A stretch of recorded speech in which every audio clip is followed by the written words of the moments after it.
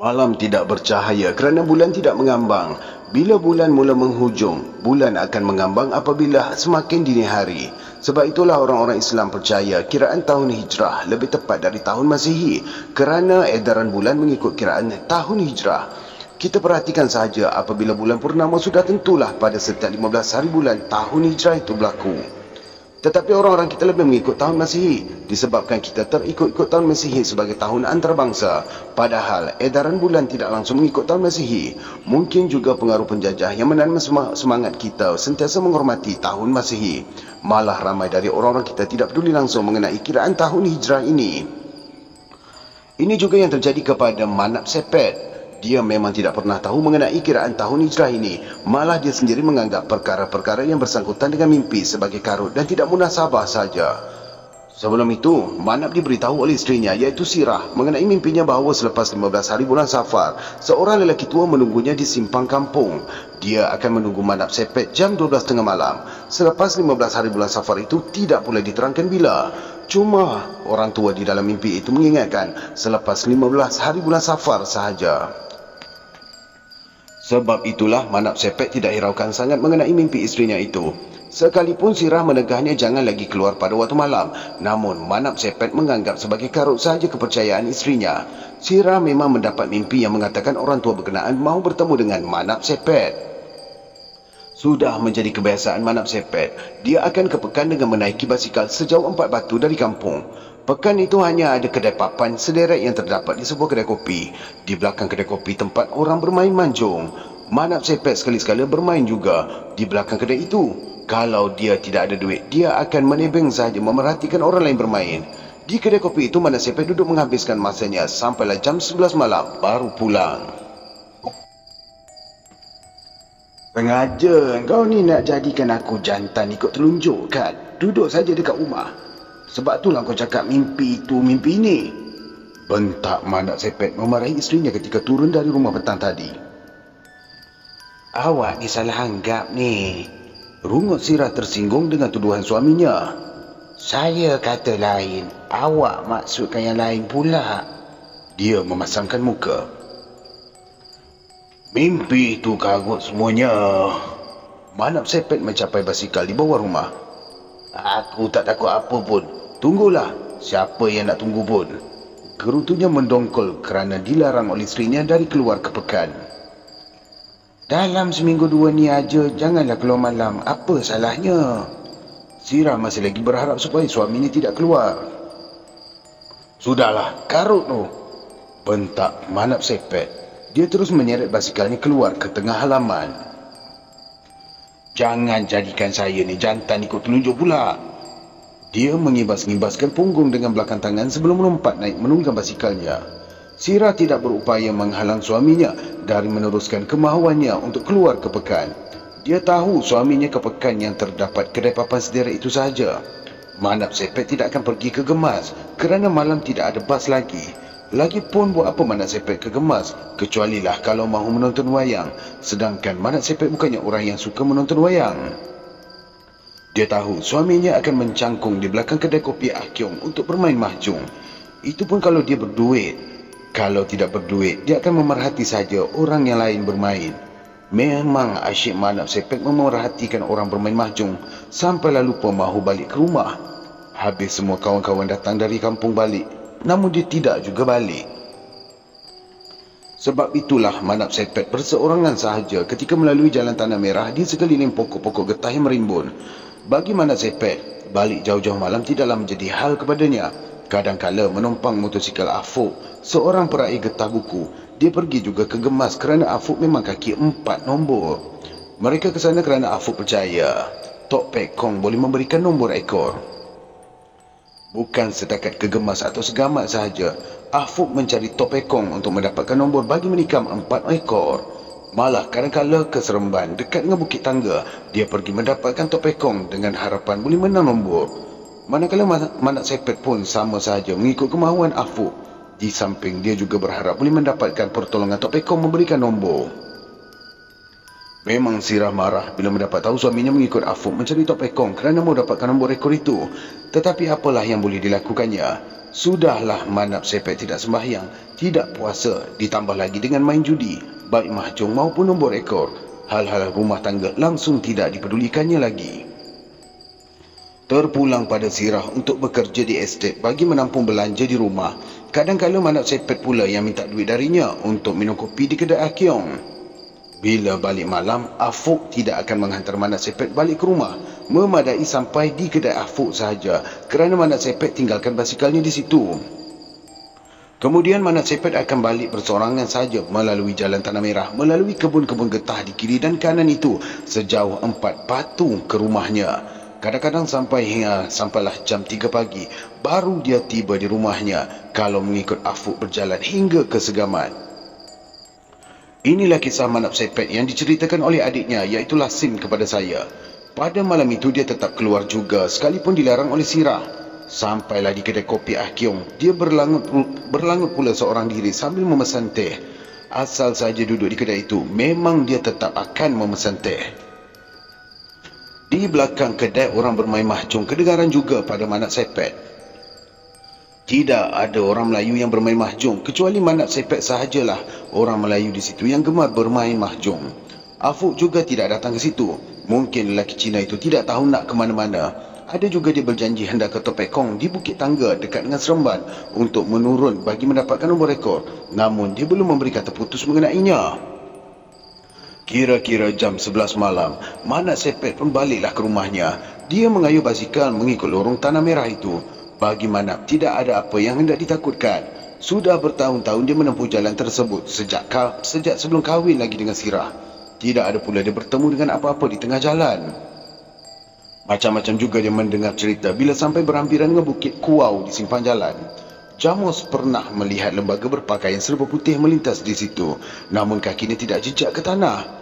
Pak Sohot pula pernah ternampak bola api yang memanjang terbang, kemudian jatuh ke jerat Cina di bukit berkenaan.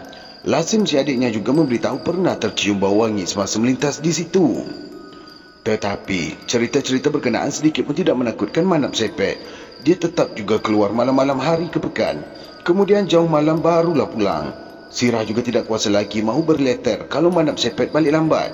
Kalau dileterkan pun, Manap Sepet tidak mempedulikannya langsung. Apalah gunanya dia berleter kerana tidak memberi bekas, seolah-olah mencurahkan air ke daun keladi sahaja.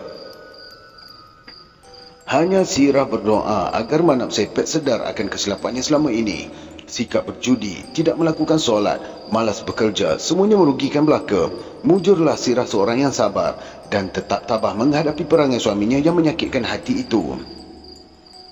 Tibanya sahaja di kaki Bukit Kuau, terasa juga gemetar hati Manap Sepet. Entah mengapa malam itu dia merasa gemetar ketika melintas di situ. Tetapi dia cekalkan juga hati. Kalau ada sesiapa muncul di hadapannya, dia tidak akan gentar untuk menerkamnya.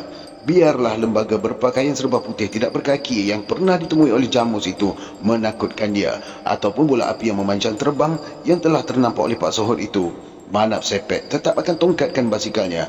Dia tidak akan lari seperti tikus yang terlihat kucing.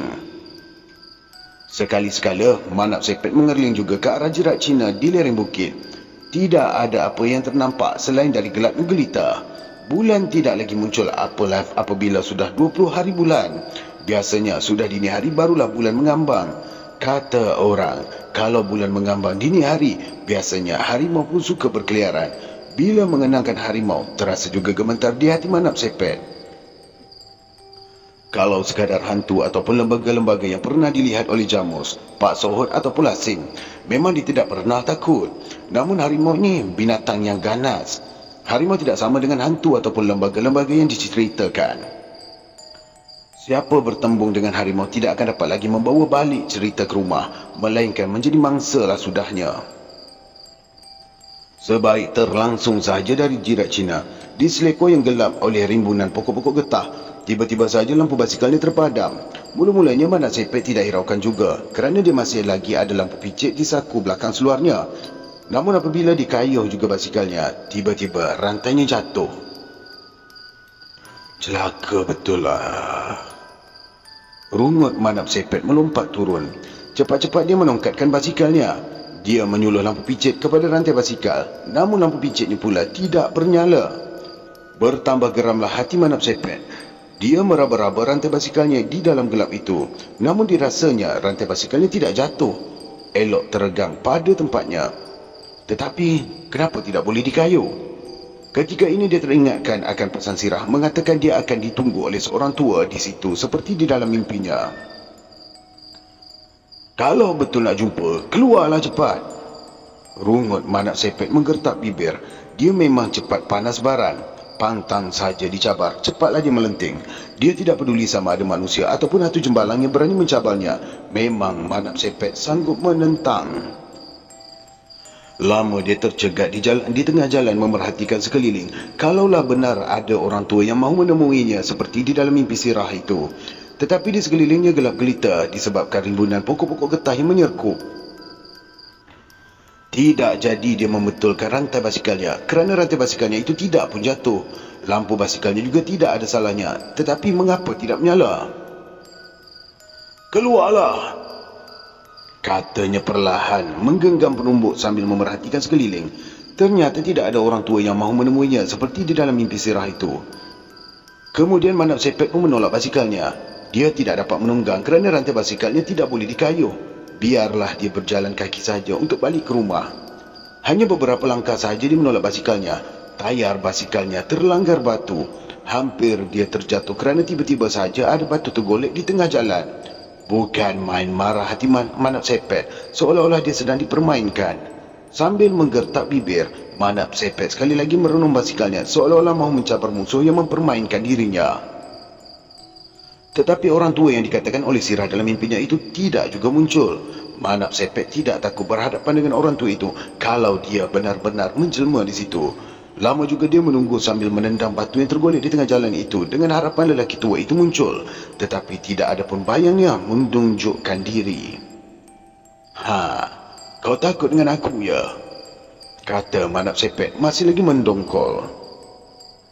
Dalam masa ini bulan mula menyinari di langit. Tahulah Manak Sepet, memang sudah pun dini hari. Kerana penghujung bulan memang begitu. Dia masih tidak bergerak dari situ kerana basikalnya masih lagi tidak boleh digunakan. Dia juga tidak akan lari semata-mata takut dengan lelaki tua yang mahu menemuinya. Sirah memang tidak membenarkan dia keluar kerana takut lelaki tua berkenaan. Namun dia tidak rasa gentar apa-apa. Setelah bulan mulai menyinar, barulah Manak Sepet terdengar bunyi orang yang berdeham. Dia berpaling ke belakang mengamati bunyi orang yang berdeham itu. Dari arah belakang dia nampak satu lembaga lelaki yang berjalan bongkok dengan bertongkat mara ke hadapan mendapatkannya. Apabila hampir, dia nampak lelaki itu berpakaian serba hitam. Namun mukanya terlindung sedikit oleh rambutnya yang memanjang serta janggut dan baunya yang tebal ramus. "Kau ni nak apa?" jerkah Manak Sepet sebaik saja lelaki tua itu duduk pada batu yang tergolek di tengah jalan. Lelaki tua itu tidak menyahut. Dia menunduk sahaja dengan tidak menghiraukan Manak Sepet. Tanya Manak Sepet semakin keras. "Kau ni, nak jumpa aku ke?" "Awak jangan sombong sangat," kata lelaki tua itu perlahan. Suaranya juga garau tetapi jelas dapat didengar oleh Manak Sepet. "Tak boleh cakap perlahan sedikit ke suara awak tu?" ujar lelaki itu memarahinya. "Kenapa engkau ganggu jalan aku?" herdik Manak Sepet menunjukkan marahnya dipermainkan oleh lelaki berkenaan. "Ini jalan aku. Memang masa macam ni aku akan berehat-rehat di sini,"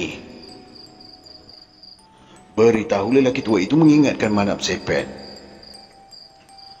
"Aku dah bagi amaran, jangan ganggu jalan aku ni kalau masa macam ni," sahut lelaki itu keras macam mengancam. "Jalan ni memang jalan akulah. Kenapa pula kau nak berehat pula kat tengah-tengah jalan orang?" katanya tidak gentar pun berhadapan dengan lelaki tua berkenaan. "Nampaknya awak ni keras kepala ya?" Lelaki itu semakin marah dengan sikap Manak Sepet. "Bukan aku nak tunjukkan kepala, tetapi awak tu yang tunjuk keras kepala dulu," jawab Manak Sepet masih lagi berdegil.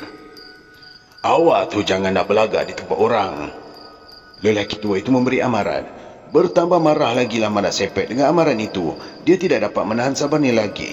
Lantas diterkamnya orang tua itu sambil-sambil tangannya meragut janggut lelaki berkenaan.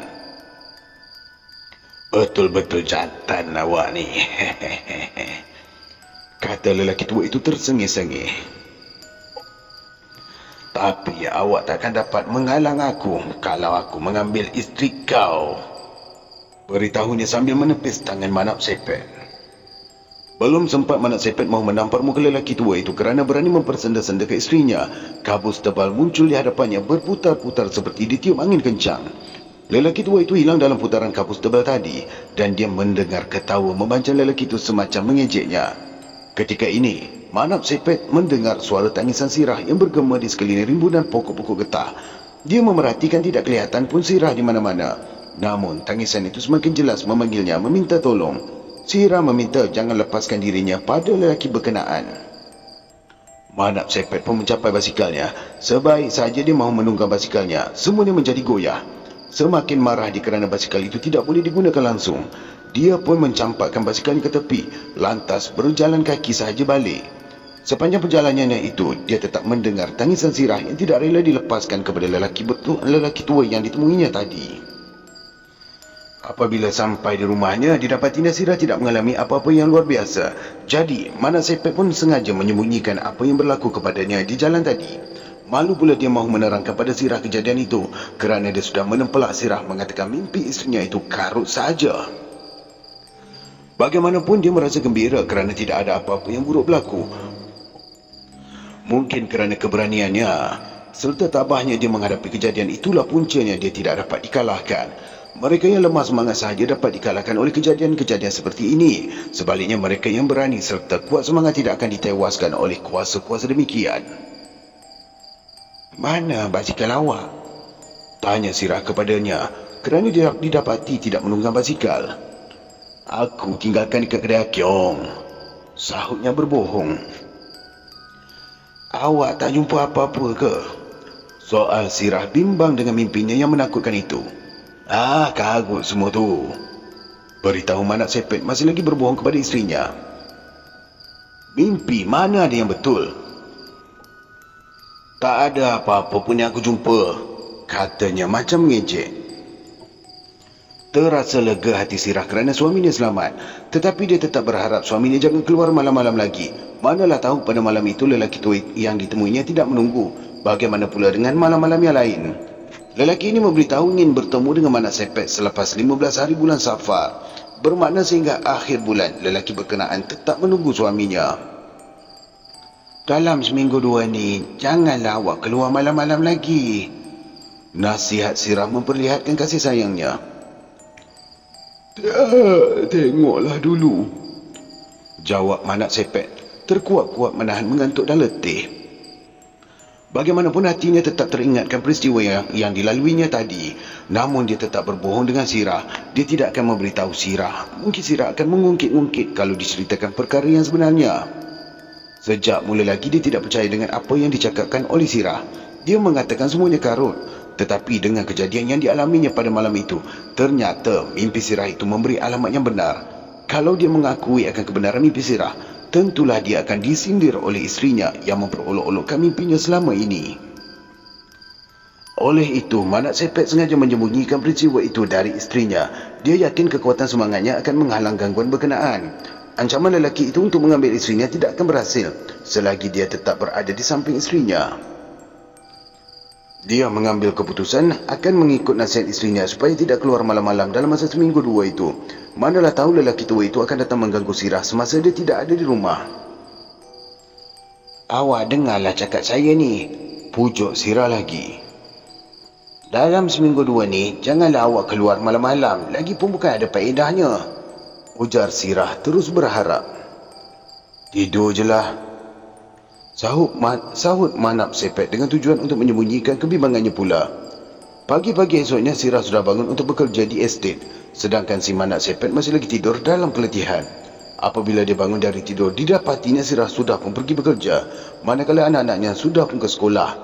Dia terus ke tempat bertemu dengan lelaki itu semalam untuk melihat keadaan basikalnya. Didapati basikalnya ada terlempar di tepi jalan. Bila diperiksanya, basikalnya masih lagi elok, tidak ada jatuh perantai, lampunya juga masih lagi baik. Barulah senang hati Manap Sepet kerana semuanya dalam keadaan yang selamat. Bagaimanapun dia bimbang juga dengan Sirah. Boleh jadi apa yang didakwa oleh lelaki tua itu mahu mengambil Sirah akan berlaku juga. Oleh itu, petangnya apabila Sirah balik dari bekerja di estet, dia menyuruh isterinya berhenti saja. Manap Sepet berjanji yang dia sendiri akan bekerja menoreh getah. Dia juga akan sama-sama membantu Sirah ke sawah. Perubahan Manap Sepet ini menggembirakan hati Sirah. Manap Sepet pula sejak peristiwa itu jarang pula keluar malam-malam. Kalau Afuk mahu mengajaknya ke Segamat ataupun ke Gemas, Afuk sendiri yang akan datang menjemputnya dan kemudian menghantarnya balik. Sebab itulah jarang pula Afuk datang mengambil Manap Sepet. Tidak lama kemudian, sekali lagi Sirah memberitahu mimpinya kepada suaminya mengenai lelaki tua yang ditemui itu. Sirah meminta Manap Sepet mencari mana-mana bomoh supaya boleh diubatkannya. Tetapi Manap Sepet tetap mengatakan yang mimpi Sirah itu sebagai karut. Orang tua tu marah kerana saya tak bekerja lagi dekat estet, beritahu Sirah bercampur dengan bimbang. Sudah lama dia tidak dapat melihat saya di tempat kerja, katanya mendesak Manap Sepet supaya mencarikan bomoh. Dah, akal kau saja nak kerja kat estet ni. Macam-macam lah cerita yang kau buat. Manap Sepet memarahi isterinya. Tersinggung juga hati Sirah kerana suaminya beranggapan lain pula. Tidak terniat di hatinya untuk pergi bekerja di estet lagi setelah suaminya berubah mahu membantu kerja di rumah. Tetapi mimpi menakutkan itu berulang-ulang setiap malam. Disebabkan Manap Sepet tidak mengendahkan dia menyuruh memanggil bomoh, maka Sirah pun memberitahu kepada adik iparnya iaitu Lasim. Mendengar cerita kakak iparnya ini, Lasim pula tertawa geli hati. Mengapa kakak iparnya terlalu percaya dengan cerita-cerita tahyul yang demikian? Alamak, mimpi ni ulam tidur kita je kak, kata Lasim. Disebabkan Lasim yang selalunya mahu diajak berbincang mengenai masalahnya pun sudah tidak percayakan dengan kata-katanya, Sirah pun terpaksalah membisu sahaja. Namun mimpi yang menakutkan itu berulang lagi. Hati aku ni dah tertawan pada kau. Orang tua berpakaian serba hitam itu menjelma dalam mimpi Sirah. Aku ni dah minta izin dari suamimu untuk mengambil kau, katanya ramah mesra. Aku ni tak kenal kau pun, sahut Sirah marah. Dulu aku selalu mematikan kau bekerja di estet. Aku kesian tengok kau dibuat oleh Manap Sepet. Sebab itulah aku nak ambil kau, Sirah, ujar lelaki tua itu memujuknya. Tak mau, aku sayangkan suami aku, balas Sirah mencemuhnya. Tapi dia tak sayangkan kau, beritahu lelaki itu lemah lembut. Dia dah bertemu dengan aku, tapi dia sembunyikan dari pengetahuan kau, katanya lagi. Kau bohong, herdik Sirah memasamkan mukanya. Tidak, aku tidak bohong Sirah. Aku kesian tengok kau kerja teruk. Suami kau makan titik peluh kau sahaja, ujarnya memujuk Sirah. Mimpi itu juga berulang. Sirah menjadi bimbang dengan pujukan-pujukan dari orang tua yang menjelma dalam mimpinya itu. Tetapi apabila diberitahu kepada Manap Sepet, suaminya tidak mahu percaya. Apabila ditanya mengenai pertemuannya dengan orang tua berkenaan, Manap Sepet juga menafikan. Dia tidak pernah terserempak lelaki tua itu apabila balik jauh-jauh malam. Lasim pula menasihatkan kakak iparnya supaya tetapkan iman kerana mimpi hanyalah permainan tidur. Tidak ada mimpi yang benar-benar berlaku. Hanya orang yang percaya kepada perkara-perkara karut saja yang takutkan mimpi. Tetapi Sirah sudah tidak tertahan dengan ancaman pujuk rayu orang tua itu melalui mimpinya. Dia terus mendesak Lasim supaya mencarikan dukun. Mahu tidak mahu terpaksalah Lasim menurut kemahuan kakak iparnya walaupun dimarahi oleh abangnya. Dia cuma mahu memenuhi permintaan kakak iparnya dan bukanlah terlalu percaya dengan mimpi yang dikatakan itu. Lasim mencarikan seorang dukun dari Gemencih, tetapi dukun itu tidak dapat datang kerana jauh sangat. Bagaimanapun, dukun itu memberikan kemenyan yang disuruh bakar pada setiap malam apabila mahu tidur. Bila kemenyan yang diberi itu dibakar, orang tua itu tetap juga datang dalam mimpi Sirah. Orang tua itu bersedih hati kerana Sirah sanggup mencari dukun, sedangkan dia sebenarnya kasihan melihat Sirah dan mahu menolongnya. Tetapi Sirah tetap berkeras kerana tidak mahu ditolong oleh lelaki berkenaan. Walaupun dibakar kemenyan yang diberikan oleh dukun Gemencih itu, namun lelaki tua dalam mimpi Sirah tetap menjelma juga. Hinggalah Sirah sendiri tidak kuasa lagi mahu memberitahu Lasim dan Manap Sepet. Dia berserah saja pada keadaan. Kalau apa mahu terjadi, jadilah. Tidak lama kemudian, selepas makan tengah hari, kelihatan cuaca redup mahu hujan. Angin juga bertiup kencang. Manap Sepet cepat-cepat menyuruh Sirah mengambil kain baju yang tersidai di ampaian. Disebabkan dua orang anaknya yang masih makan, maka Sirah pun turun untuk mengambil kain baju yang dibasuhnya pagi tadi di ampaian. Ketika dia turun mengambil kain baju inilah, angin bertiup semakin kencang. Sirah bergegas mengutip kain baju yang hampir berterbangan. Belum habis dia mengutip kain baju, Manap Sepet terdengar Sirah memanggilnya meminta tolong. Cepat-cepat pula Manap Sepet berlari ke pintu. Dilihatnya Sirah terbaring di bawah ampaian. Dia meluru mendapatkan Sirah. Apabila Sirah naik ke atas rumah, dia sudah tidak sedarkan diri. Angin kencang yang bertiup tadi pun berhenti dan hujan pun turun mencurah-curah. Sirah kelihatan muntah lumut. Manap Sepet segera menyuruh anaknya memanggil Lasim dan Pak Siraj yang boleh juga sedikit-sedikit membuat campi.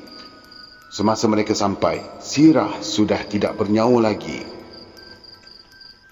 Selepas kematian Sirah inilah, baru Manap Sepet menceritakan mengenai kejadian yang dialaminya dan ancaman orang tua berkenaan. Lasim pun mengakui tentang kebimbangan kakak iparnya terhadap mimpinya selama ini. Inilah yang diceritakan oleh Lasim kepada saya kemudiannya.